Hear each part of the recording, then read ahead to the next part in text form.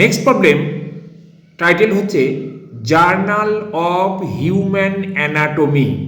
Journal of human anatomy, তাহলে এখানে anatomy হচ্ছে মেন সাবজেক্ট, তার সঙ্গে হিউম্যানটা জুড়ে গেল এবং জার্নালটা আমাদের সেপারেট ফ্যাসিল। তাহলে আমরা এটা অ্যাপ্লাইড সায়েন্স বা টেকনোলজির মধ্যে পাবো।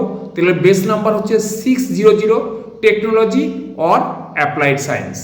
তারপরে দেখব মেডিকেল সায়েন্সেস, যেহেতু অ্যানাটমির ব্যাপার সেটা 610, সেকেন্ড সামারি থেকে আমরা পেলাম 610। থার্ড সামারিতে পাবো হিউম্যান অ্যানাটমি 611। এই 611 যখন পেলাম তাহলে আমাদের বেস নাম্বার পাওয়া হয়ে গেল। এরপর আমার দরকার হচ্ছে জার্নালের ফ্যাসিল। সেটা কোথায় পাবো?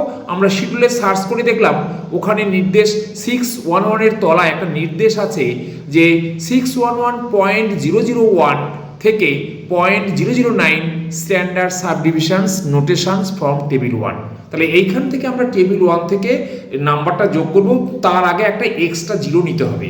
তারপরে আমি টেবিল 1 অর্থাৎ স্ট্যান্ডার্ড সাবডিভিশনে গিয়ে দেখলাম জার্নালের নাম্বার দেওয়া আছে -05। তাহলে শুধু -05 লিখলে হবে না, ওর সঙ্গে তার আগে আরেকটা শূন্য বসাতে হবে, অর্থাৎ extra zero.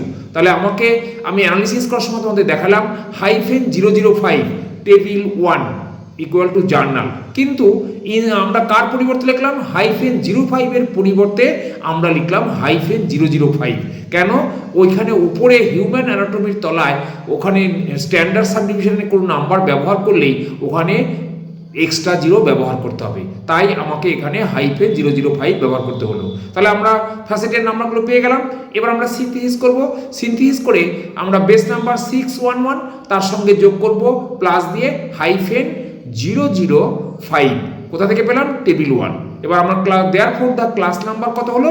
Therefore the class number is 611.005।